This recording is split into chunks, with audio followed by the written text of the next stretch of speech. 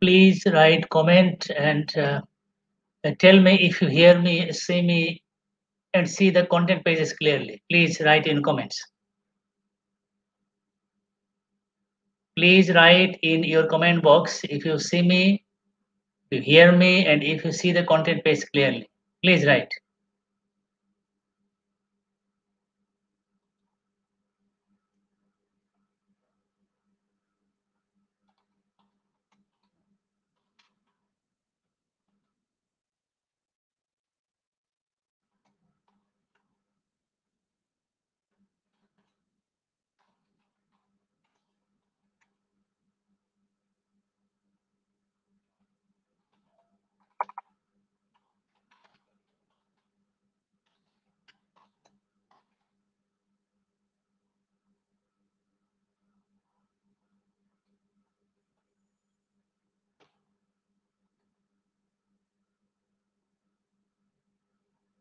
Please write this.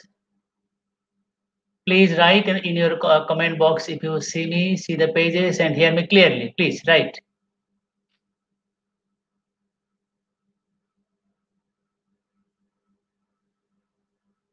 Rafiqul Islam, please write in your comment box if you see me, hear me, and see the content pages clearly.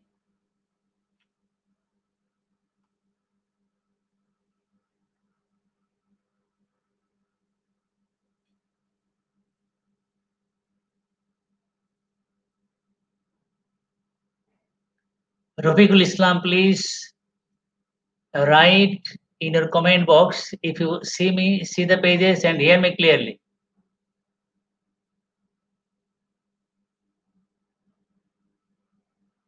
Hasif Hussain.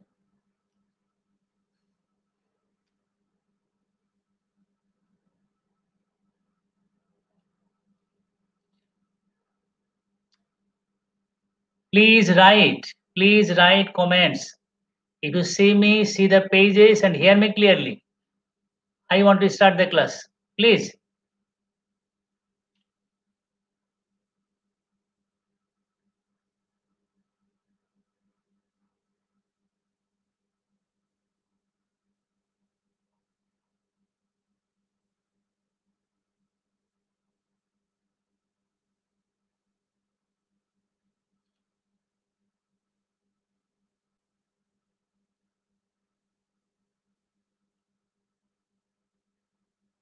Please write in your comments if you see me, hear me,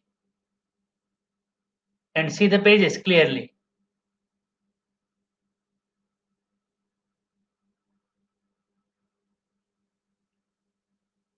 But what is about the content page? Fine. What is it? All clear. Thank you, Sabha. Honest, thank you very much, Sabha. So everything is clear. Anyway, you are most welcome to my today's session, and it is on non-finite verbs. And today I want to confine my discussions within only two aspects of non-finite verbs, and it is only gerund and infinitive, because I will have a limited time span, and within a limited time span, it's not possible to enter into the discussion of another non-finite verb participles. Participle is a very big group, so another day I will hold discussions on participles, on the use and other aspects of participles. Anyway, I want to enter into the content page directly so that you can start enjoying the class.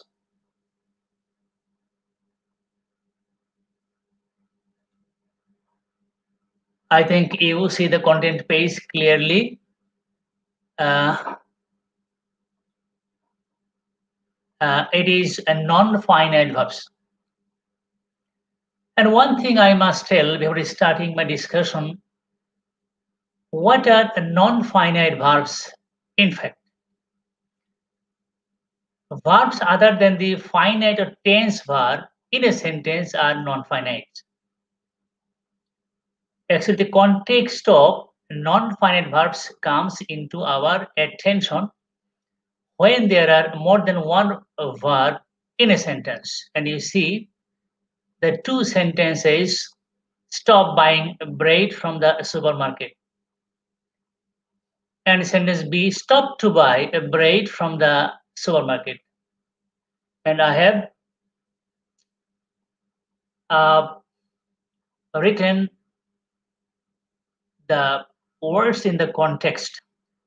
Stop buying and stop to buy. You see, there's a different structure. Stop buying, stop to buy. And as you know from my different classes in the classroom, stop buying, of course, gerund, and stop to buy, infinitive. But the thing that is most important for today is to know the meaning of the two sentences. What does these two sentences actually mean when we engage ourselves in conversation? Stop buying bread from the supermarket. This very sentence suggests not to go to the supermarket anymore for buying bread from there. Stop buying bread. So never go there to buy bread. This is actually instruction, order. But in the second sentence, stop to buy bread from the supermarket. Actually, this is a reminder. That means the sentence suggests a kind of reminder to the person who has gone to buy a bread from a particular supermarket. So there are differences. The two sentences do not mean the same thing. It's important to know. So our choice of gerund and of infinitive must depend actually what we want to mean by our sentences. If we want to tell someone not to go and do something forever, then we have to use stop buying, stop doing, stop thinking, stuff plus gerund. But if we want to give reminder to a person just for now, for the moment, we have to choose infinitive, not gerund. Stop to buy bread from the supermarket. Anyway, you see the two sentences do not mean the same thing as I am telling you. I have written the significance of the two sentences. The first sentence suggests quitting the supermarket forever for buying bread from there. That means not to go there anymore for buying bread. On the other hand, the second sentence gives a reminder to avoid the market for buying bread only for now. So we have come to one decision that using gerund and using infinitive in the sentences depend on our intention of what we want to actually mean by using the sentences. So a verb with ing added to the end has quite different meaning from the verb followed by to. The ing word, though looks like a verb, is actually a noun. It's important. The ing word, though looks like a verb, continuous verb. It's no doubt. Gerund looks like a continuous verb, but in practice, it is actually a noun. Anyway, in English grammar, this ing verb is called gerund, and the to verb is called infinitive. Of course, sometimes an infinitive is used without to, and we will discuss these things later on. Gerund form. The form of gerund. Very easy, you know. base form of verb plus ing. That means verb in the present indefinite form, base form. If we add ing to the base form of any verb, it becomes a gerund. Example, listen plus ing, listening. Listening to music helps me relax. It's an example. Listening to music helps me relax. If we analyze the sentence, you say, listen to, always listen the verb with which to preposition is always used. So listen to means hear. So hear music. So this listen to music, this whole phrase with the gerund, this is called a gerundial phrase. So this phrase is the subject of the verb or the sentence. So this is a gerund. We know a noun is used as the subject of a sentence, just like a noun. Listening, the gerund here is used as the subject of the sentence. Listening to music helps me relax. Look at the sentences to make our ideas understanding more clear. I jog every day. That means I take exercise every day. You know the meaning of the word jog. Physical exercise outside home. Jogging is one of my favorite ways to exercise. You know, jogging is one of my favorite ways to exercise. I love jogging. So here jogging comes before the verb subject. I love jogging. So this jogging is the object of the verb love. I absolutely love singing. So singing is the object of the verb love. But performing in public makes me really nervous. Performing in public, that is before people, before crowd, makes me really nervous. I must request you to try to understand the sentence structures as well, together with understanding the use of different types of non-finite verbs. So the last example, standing on a stage in front of a crowd of people is terrifying. The last two sentences have almost the same meaning. But performing in public makes me really nervous. Why? Because I think standing on a stage in front of a crowd of people is terrifying, fearful, frightening. That is why I get nervous. Gerunds are basically used. Gerunds are basically used as the subject of a sentence or phrase. You see, volunteering is a great way to give back to your society. Very important information and message. Volunteer, that means to give volunteer service. Here, volunteering means to give volunteer service. And this service is a great way to give back to your society because you belong to the society. You live in the society and you take many things from the society for your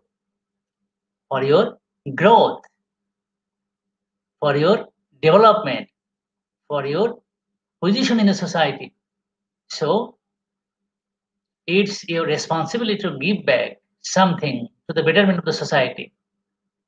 You should do some volunteering activities for the betterment, for the improvement, development of the society in return. That is why volunteering is a great way to give back to your society. Eating fruits and vegetables is important for a healthy diet. You see here, eating is the gerund and the subject of the sentence. Fruits and vegetables, two nouns.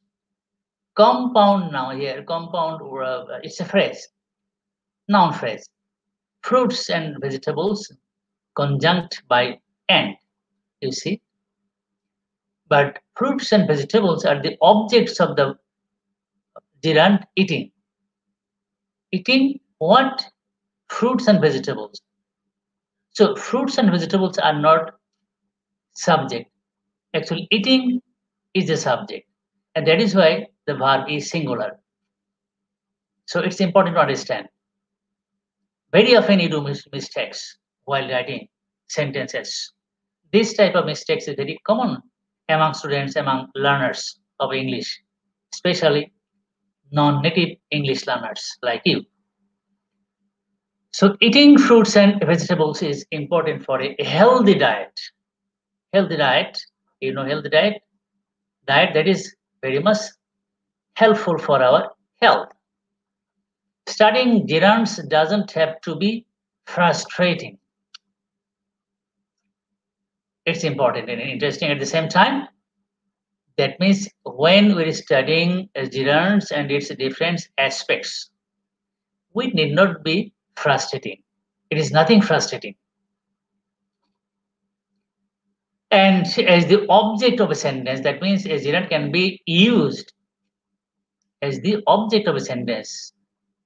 And I have given some selected verb for your easy understanding, like, love, enjoy, prefer, dislike, hate. There are also many other verbs.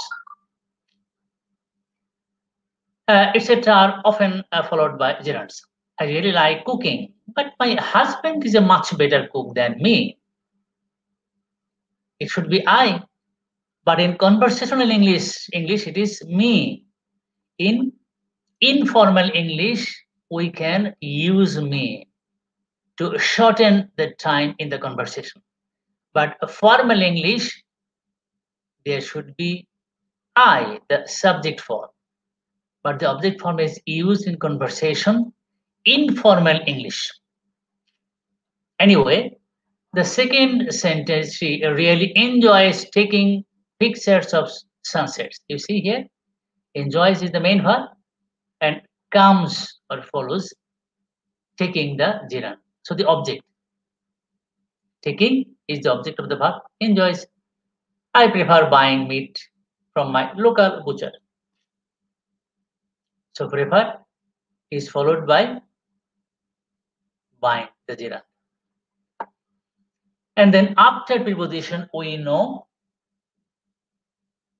almost all the prepositions take gerund after them except one. And the one will be discussed later on. What is the one? Anyway, at, on, in, behind, under, without, etc. usually followed by gerunds. Preposition to is not usually followed by gerund. But the following are the exceptions. We used to committed to look forward to. Of course, there are some other exceptions like this. She walked out of the room without saying a word. Without is the preposition, saying a word. And all these prepositions can be used just like this one. That means gerund will follow preposition. This rule also includes end in preposition. That means there are some phrases that ends in a preposition, like in spite of is the preposition. There is no point in is the preposition. Fed up with is the preposition. Try to understand. This is called end in preposition. Prepositions that end in. Actually, these are prepositional phrases. These are prepositional phrases, and you see here, these prepositions or prepositional phrases end in prepositions. And this rule, that means the rule of using gerund after the preposition is also similarly applicable for the prepositional phrases ended in a preposition. Now see the examples. In spite of training for years, in spite of is the preposition, training gerund. In spite of training for years, she got knocked out of the tournament in the first round. There is no point in taking your jacket. It's hot outside. I'm fed up with asking you to be quiet. So with the preposition and asking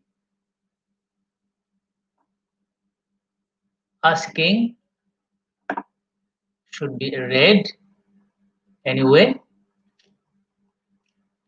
Then with some common words. Gerunds are used with some common words.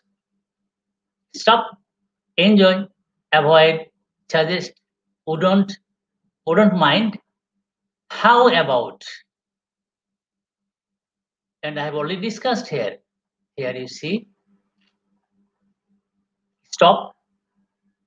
Yes. And you prefer? Anyway, and I am coming to the point.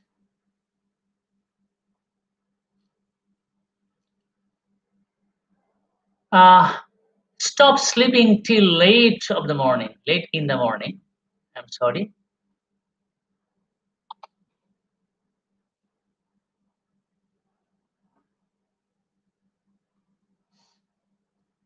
Stop sleeping till late in the morning. Avoid driving in the highway for practice. I suggested being involved in social activities. You see, I suggested common words. Actually, these are all verbs. Common words means these are actually verbs.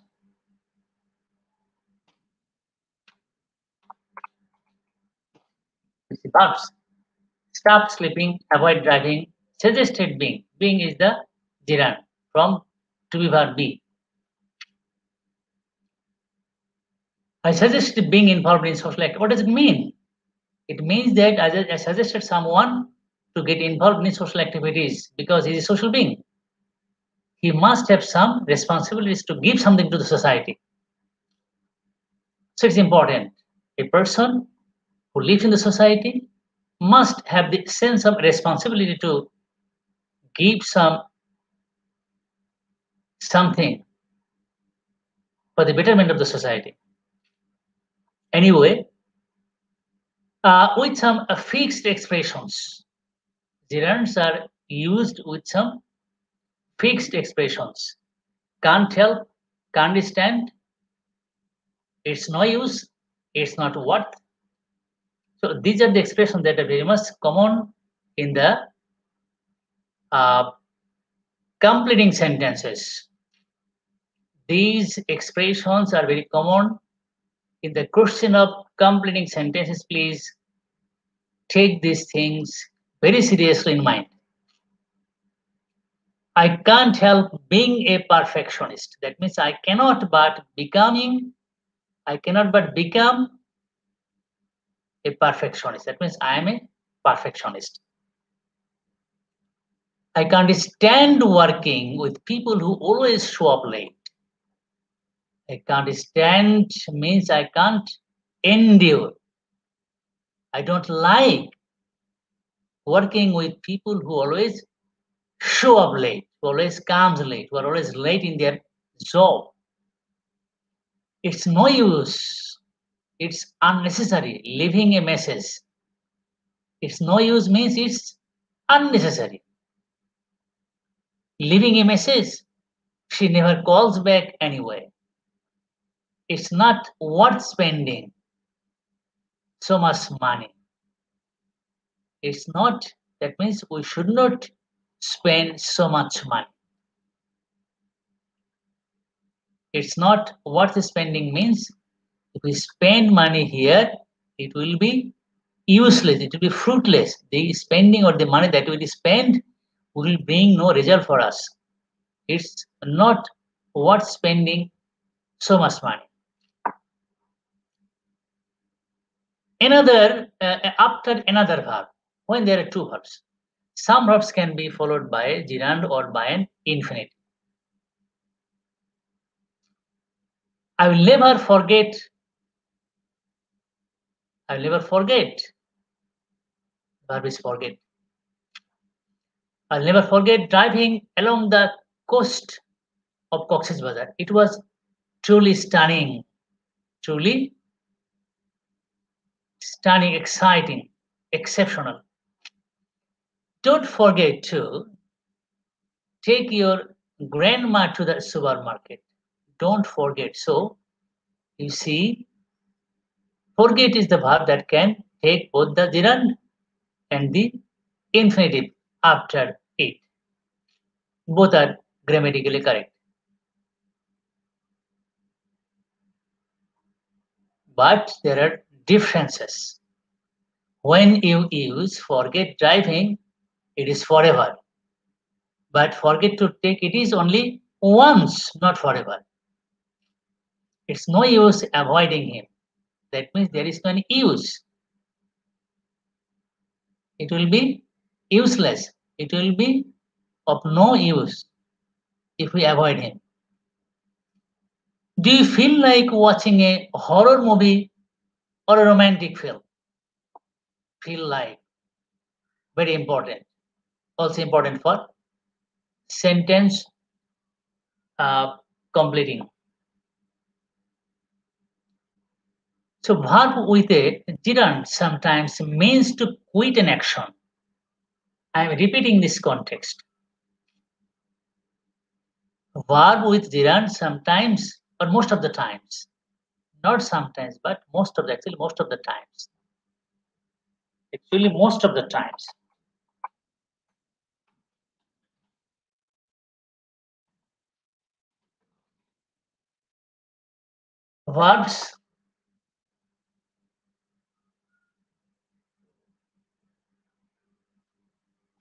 Verbs with the gerund most of the times mean to quit an action. It's an order, instruction. When a gerund is used with another verb, stop smoking, cigarette খাওয়া বন্ধ করো, because it's bad for your health. I wish you would stop biting your nails. It's a gross, unrefined. It's a foul act. I wish you would stop biting your nails. But verb with an infinitive means to pause or leave one action to do another. Stop to buy bread from the supermarket. That means you stop to buy the bread for now. And you can do some other. That means you can go some other shops, other places to buy the bread. B number, make sure you stop to talk to Sarah before you leave work today. She has got something important to tell you. Make sure you stop to talk. Stop to talk, not forever. As I am trying to make understand the situation, make sure you stop to talk. That means stop to talk for the timing, just for now. Later, of course, you will talk to her because she has an urgent piece of business to do just now, because she has got something important to tell you. Why we usually use infinitives? Very important point. Why we usually use infinitives to say why someone does something. To say why someone does something. Very important point. Usually, it's a usual point. I took a shower. Why? To relax. I took the business. Why? To make money. I worked quietly. Why? In order not to wake you. It's more formal. We use in order to. When we use in order with infinitive, it becomes more formal. There are two types of infinitives, you know. Two infinitive. Number one, number two, zero infinitive or bare infinitive. Number one, two infinitive, that means two plus verb. Example, I prefer not to listen to music while I am working. I prefer not to listen to music while I am working. I like to visit sea and its beach more than mountains and forests. I like to visit. I prefer not to listen. Some common verb and expressions, some common verbs and expressions followed by to do infinitive. To do means to any verb. Want to do, can't afford to do, need like to do, decide to do, it's time to do. That means want to do, want to work, want to see, etc. Can't afford to do, can't afford to see, can't afford to work, etc. And the second type is a zero infinitive, or as we know, call bare infinitive. Infinitive without to is called zero infinitive or bare infinitive. Base form of the verb without to. Example, please listen carefully to my instructions. And I have made a sign here of the absent of infinitive that should be placed here as the verb please. After the verb please, let, may, there are some verbs. And the list has been given here. Anyway, please listen carefully to my instructions. Let me stand by you in your crisis. The verbs that are usually followed by zero infinitives. What are the verbs? Modals. Can, could, may, might, shall, should, will, would, etc. Modals. Other than the modals, there are some other verbs. Make, let, help, had better, would rather, you see.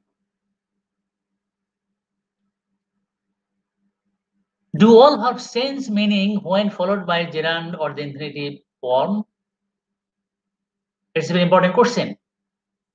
As I am discussing the thing that, and in the very beginning, I told you that there are differences between the sentences or the intention of the sentences or the information in the sentences when we use gerund and when we use an infinitive. But now I am telling you that to the question, do all verbs change meaning when followed by gerund or the infinitive form? Answer is very clear no. Examples. We start eating dinner at 7 o'clock. We start to eat dinner at 7. So meaning is the same. No difference in the meaning. We need learning them. We need to learn them. So the two pairs of sentences actually have the same meaning, though they have gerund and infinitive in the sentences. Verb pattern, some practices. Forget plus a gerund. To look back on past memories. Actually, we have to go through the practices a lot. Actually, we can do as much better, as much good, as much we go through practices. The more the practice, the more you will learn. This is the thing that we should know. I will never forget watching my first horror movie. Here, forget watching actually suggests that he has a memory, recalls the memory. So here the gerund of the verb watching and with forget actually takes us to the memory, past memory. I will never forget watching my first horror movies. I was so scared that I could not sleep for weeks. It was so horrifying that I could not sleep for weeks. So I'll never forget watching my first horror movie. Binamra, I wish I could forget falling down the stairs in front of the whole school. So it was an accident. That means I actually fell down the stairs in front of all the students present in the school. So it was a very embarrassing situation because of my sudden falling down the stair. And I was greatly nervous. I was greatly embarrassed. So I wish I could forget falling. I wish I could forget, but it's not possible to forget. Forget infinitive. You see here, first gerund, it takes us to the memories. And now with the infinitive, what is the meaning? Does it also take us to the past memories? No. To give a reminder to someone. It doesn't take us to the past memories. Rather, it gives a reminder to someone. Don't forget to watch the news tonight. So it's a reminder, it's a warning. Don't forget to watch the news tonight. Don't forget to watch the news tonight. I was interviewed because I was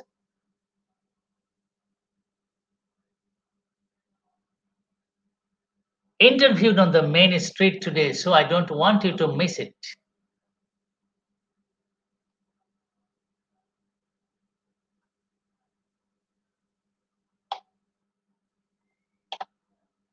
Don't forget to watch the news tonight. Why? I was, it should come here. Because I was interviewed on the main street today, so I don't want you to miss it. Number B, don't forget to bring your tickets, otherwise they won't let you into the show. Get into the show. Into the show. A reminder plus gerund.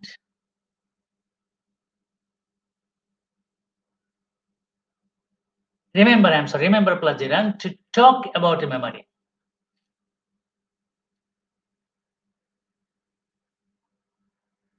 We're talking about forget gerund, and now we're talking about remember plus gerund to talk about a memory. Do you remember dancing with me at our first school picnic? It's a past memory that someone asking you to recall. Remember, do you remember dancing? Past memory. I also remember eating ribs. Ribs covered in sticky sauce with my hands. Remember plus to infinitive. To talk about something someone needs to do. To talk about something someone needs to do. When you use infinitive with remember.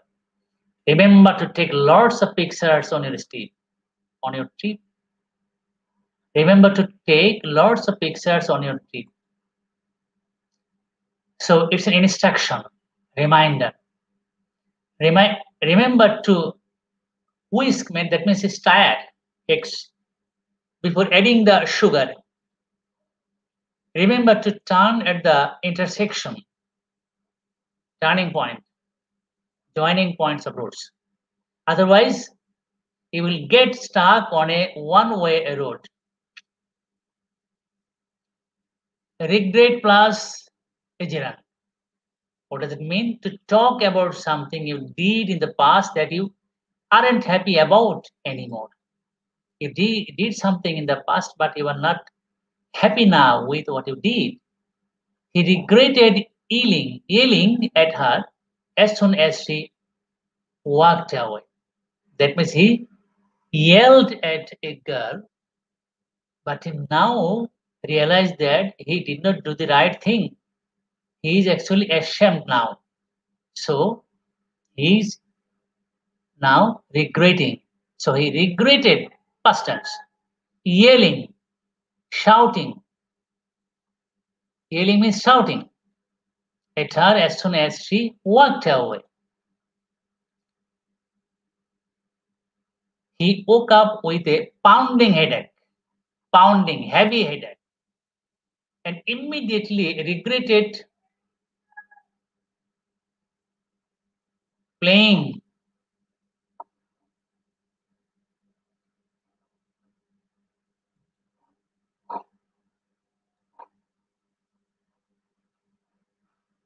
Immediately regretted playing so many games on computer the night before. That means he is a computer games addict. That is why he's now suffering from headache.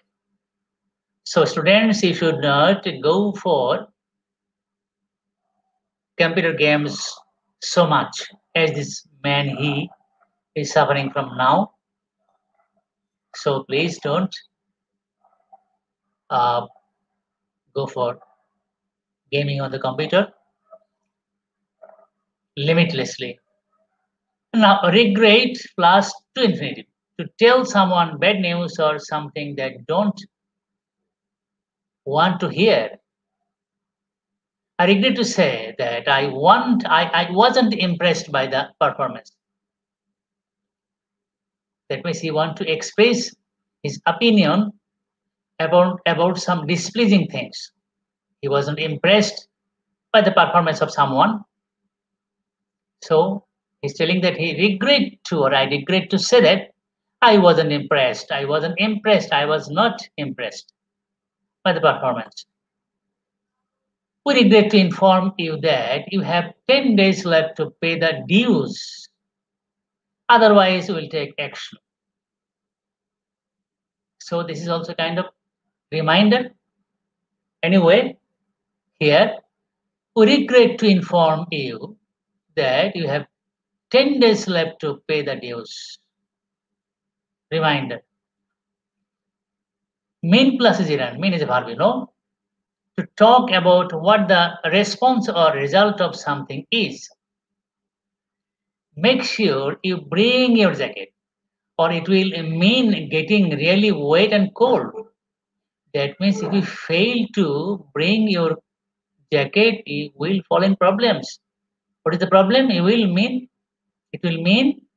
getting really wet. You will get wet, doused, and cold. Visiting my sister in London means spending 8 hours on a plane. Means spending 8 hours on a plane. Mean to infinitive. To intend or plan to do something. I meant to call you last night, but I totally forgot. That means I wanted to call you last night. She meant to put sugar in your coffee, but she accidentally added salt. It's an accident. Excuse. Verbs followed by base or zero infinitives. What are the verbs? I have already told you modals. Make, let, help, had better, would rather. These are the verbs. But what are the modals? Can, could, must, might, may, shall, should, will, would, need not. But there are other two modals. Ought to do, have to do are exceptions. That means with these two modals, actually, infinitives without to are not used. So you see here, what to do. So here to is already present. To is the part of what? Have to is the part of have. Anyway, these are also modal verbs, but not without to. Anyway, you see here, you should do more exercise. So after should, do is 0. Without to. I might leave. So no to before leave. Lila didn't come. Didn't come. So no infinitive before come. They made us wait. Wait. No infinitive before wait. But in passive voice, we were made to wait. Here you see, they made us wait, but in the passive voice, we were made to wait while they checked our passports.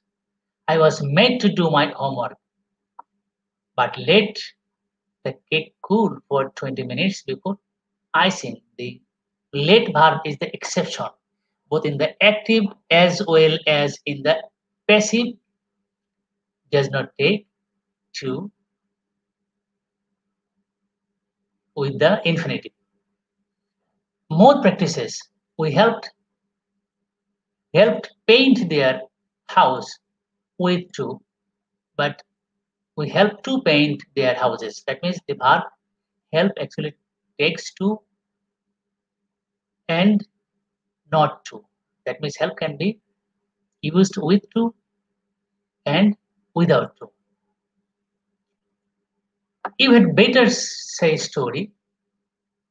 You had better say story. Sorry, I'm sorry. You had better say sorry. I would rather leave early as I'm tired. Without to say. We helped them paint their house with object. We helped to paint their house without object. I'm sorry. Perhaps my time is over. So, but little bit to come to the finish. Verbs to be used both as a gerund and as an infinitive.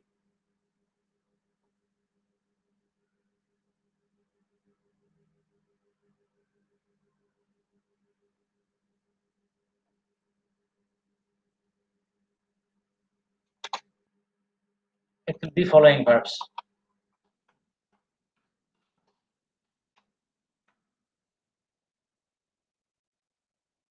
Following verbs are used both as a gerund and as an infinitive. I'm sorry.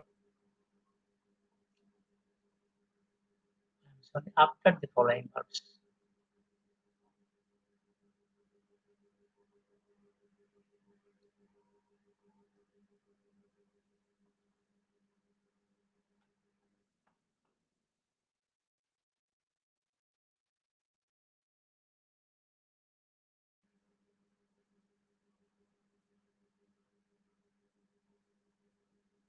So there are some problems. I will come back with you next class. My time is already over. Uh,